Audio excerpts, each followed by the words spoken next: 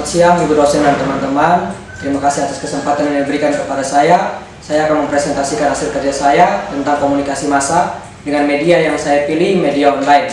Namun sebelum itu, izinkanlah saya memperkenalkan nama saya. Nama saya Simpson Emmanuel Riutadu dengan NIM 20030500142. Kelas D1 semester 1, Prodi Ilmu Komunikasi, Fakultas Fisip, Universitas Nusa Cendana.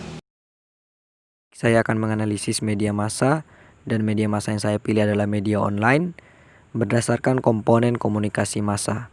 Yang pertama, sumber atau komunikator massa.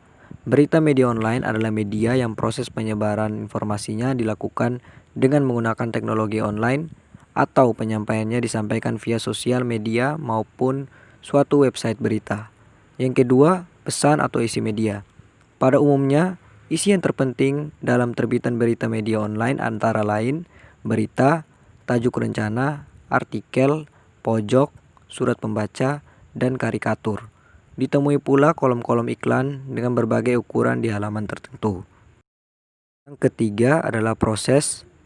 A. Media online yang sebagai media interaktif juga dapat berfungsi yang menyediakan berbagai informasi dalamnya termasuk berita. B. Keberadaan internet di tengah masyarakat saat ini dimanfaatkan sebagai saluran untuk menyampaikan informasi dengan jangkauan dan kapasitas yang jauh lebih efektif. C. Pengetahuan yang memadai dan kemudian mengaksesnya membuat masyarakat kini mulai mengonsumsi informasi sehari-hari melalui internet. Keempat, gangguan atau noise. Informasi yang dimuat tak selalu akurat dan kurang komplit sebab lebih mengutamakan aktualisasi. Pengguna seharusnya mempunyai perangkat yang mensupport dan koneksi internet yang stabil. Penggunaan media online dalam jangka panjang dapat menyebabkan mata lelah dan gangguan kesehatan mata. Berikutnya, yang kelima, khalayak atau komunikan.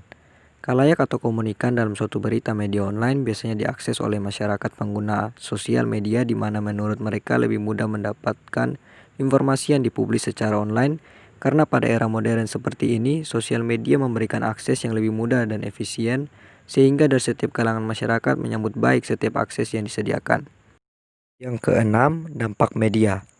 Dampak pada berita yang dimuat di media online lebih berpengaruh pada masyarakat di era modern karena keseharian masyarakat yang tidak pernah lepas dari barang elektronik, sosial, media, dan juga teknologi-teknologi lainnya yang menyebabkan kehidupan masyarakat terlihat lebih cepat, mudah, dan instan untuk menerima informasi ataupun berita. Yang terakhir, umpan balik. Respon dari masyarakat yang menerima berita melalui media online sendiri berbeda-beda. Ada yang pro dan ada pula yang kontra.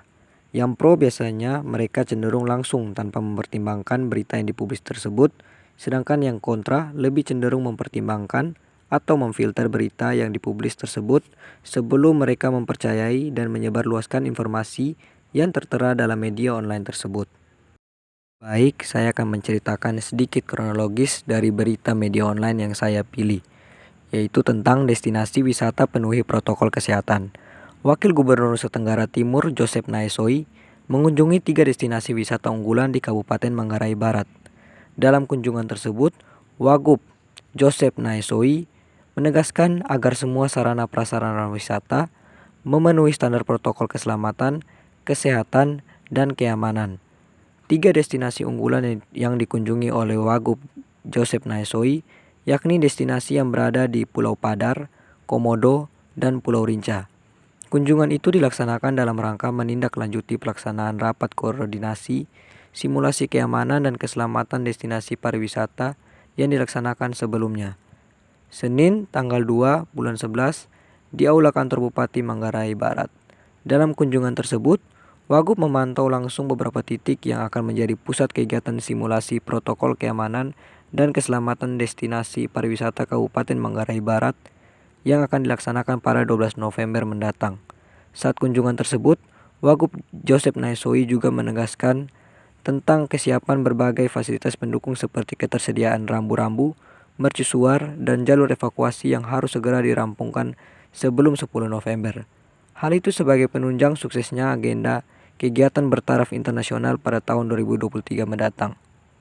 Sekaligus dengan hadirnya kawasan tersebut akan memberi dampak ekonomis bagi masyarakat lokal. Saya akan masuk dalam unsur hierarki yang berpengaruh.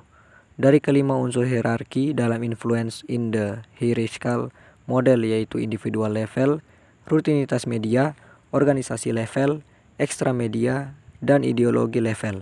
Unsur yang paling berpengaruh dan yang paling mendasar dalam berita destinasi wisata penuhi protokol kesehatan ialah individual level yang mengambil konstruksi realitas. Jadi tidak ada realitas sejati yang tertampilkan di media massa, yang ada ialah suatu realitas konstruksi yang ditampilkan dalam sebuah media melalui berbagai proses pengkonstruksian. Terjadi meeting atau pertemuan di ruang redaksi ketika mereka mulai berunding memilih target liputan. Dilanjutkan dengan individual level yang ada di lapangan yang mengambil data, fakta, dan opini apa yang akan diambil. Organisasi level atau redaktur yang akan dipengaruhi oleh ekstra media yang mendalami apa yang menjadi fokus dari berita atau liputan yang kemudian dikaitkan dengan ideologi level yang mengikuti isi atau liputan berita tersebut. Sekian dari hasil presentasi saya ucapkan banyak terima kasih dan sampai jumpa.